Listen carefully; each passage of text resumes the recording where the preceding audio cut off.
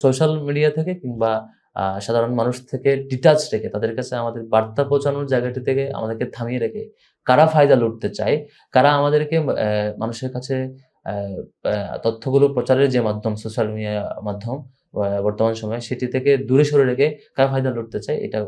বড় একটা আ চিন্তার কারণ আমাদের কাছে। আমরা মনে করি ঢাকা বিশ্ববিদ্যালয়ের শিক্ষার্থীরা এই সামগ্রিক যে